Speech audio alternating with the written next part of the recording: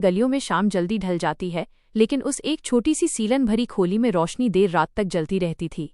वो कमरा इतना छोटा था कि अगर दो लोग ठीक से बैठ जाएं तो तीसरे के लिए जगह न बचे। उसी कमरे के एक कोने में पुरानी किताबों के ढेर के बीच एक दुबला पतला लड़का अपनी आंखों में नींद की जगह सपने भरे बैठा रहता था। किताबें उसकी अपनी नहीं थीं। कोई किसी दोस्त से मांगी हुई थी तो कोई रद्दी वाले से सस्ते में खरीदी हुई।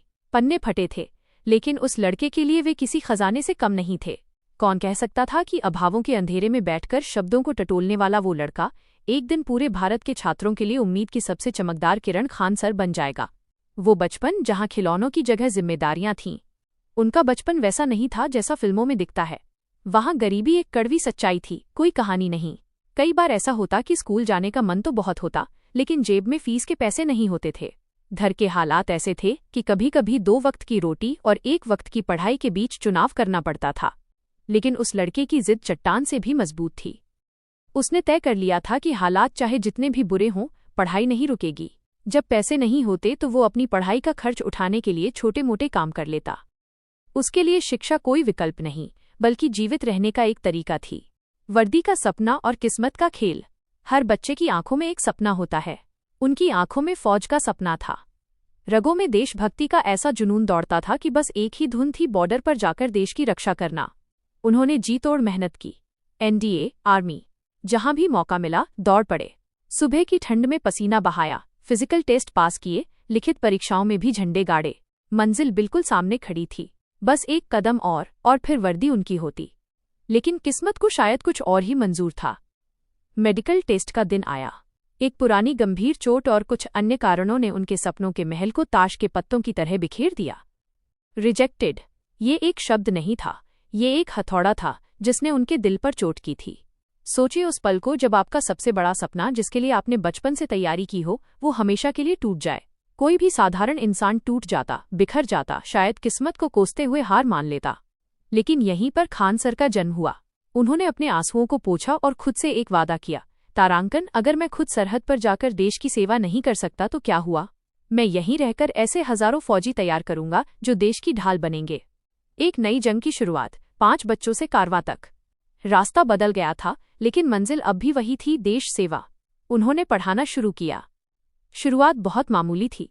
एक छोटी सी जगह, सामने टूटी फूटी बेंचों पर बैठे सिर्फ 5 से 10 बच्चे। ये दौर उनके जीवन का सबसे कठिन इम्तिहान था। फीस इतनी कम थी कि कभी कभी उनके पास खुद के लिए कॉपी पेन खरीदने के पैसे नहीं बचते थे। कई रातें ऐसी गुजरी जब पेट में अन्न का दाना नहीं था, लेकिन सुबह क्लास में उनके चेहरे पर वही मुस्कान होती थी। वे अपने दर्द को अपनी हंसी के पीछे छिपा लेते थे ताकि उनके छात्रों का हौसला न टूटे। वो देसी अंदाज जिसने सबको दीवाना बना दिया। यहीं से उन्होंने पढ़ाने का वो अनोखा तरीका ईजाद किया जिसने उन्हें सबका प्यारा बना दिया। उन्होंने किताबों की भारी भरकम भाषा को किनारे रख दिया। वे इतिहास को ऐसे पढ़ाते मानो दादी नानी कोई कहानी सुना रही हों। विज्ञान के जटिल सिद्धांतों को वे रोजमर्रा के घरेलू उदाहरणों से समझा देते।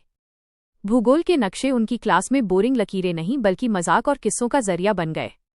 बच्चे कहते, सर की क्लास में हमें पता ही नहीं चलता कि हम पढ़ रहे हैं या मजे कर रहे हैं।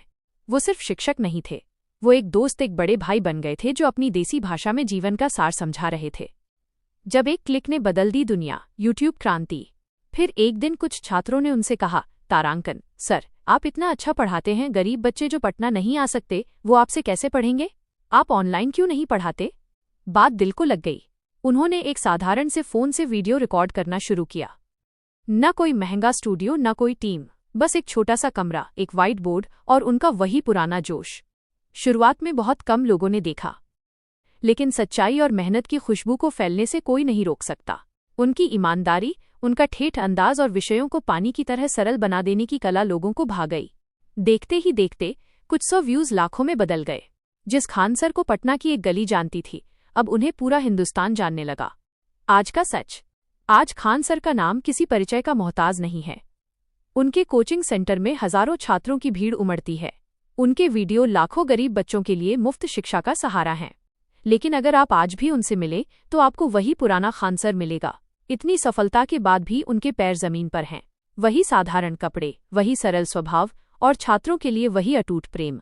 वे अक्सर कहते हैं, मैं नहीं बदला हूं, बस मेरी आवाज ज्यादा लोगों तक पहुंचने लगी है। इस कहानी से हमें क्या मिलता है?